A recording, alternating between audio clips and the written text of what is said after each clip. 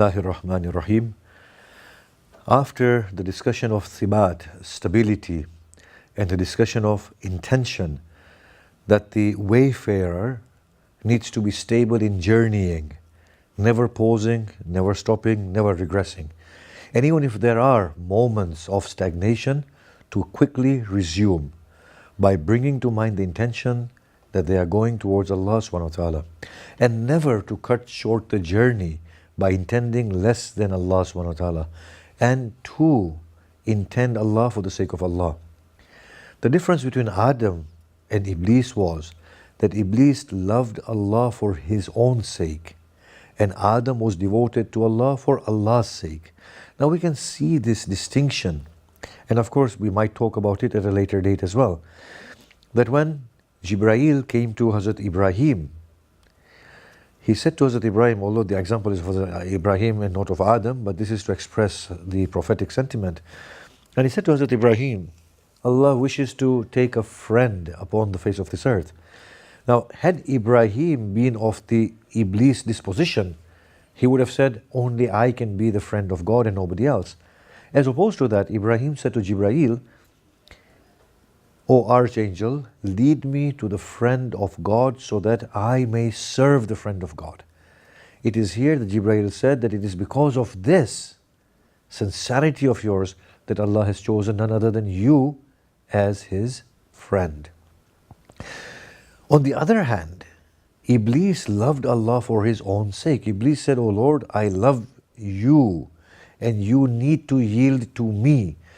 Whereas the love of Allah dictates that the soul has to yield for Allah. So the intention, if it is loving God for our own sake, then we are restricting God to ourselves and limiting God.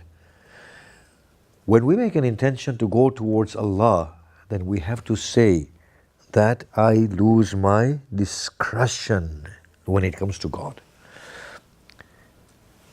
Whatever God says is what I will be ready to commit to, not the other way around. Even though it is hurtful at times, but to accept it. So now, if a person intends God and God gives somebody else prevalence over that person, as was the case with Iblis and Adam, Iblis was supposed to surrender. And if Iblis had surrendered at that point, his intention would have been God and he would have been the master of Adam for all eternity. That was his great opportunity to refine his intention, but he failed. So intention has to be God. We have to understand that this intention has to be very, very wholesome.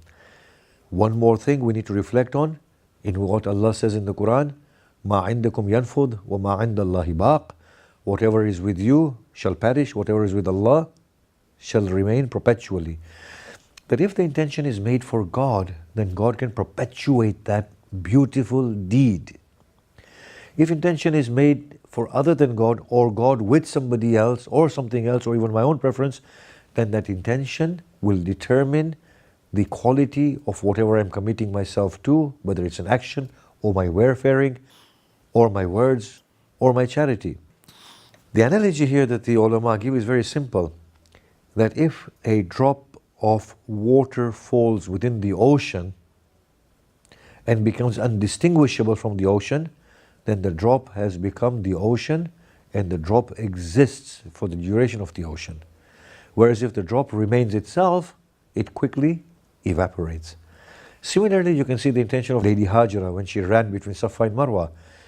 The act was weighed in accordance with the intention, and that intention was so pleasing to Allah subhanahu wa ta'ala because it was a selfless act that He perpetuates it for all eternity through His devotees.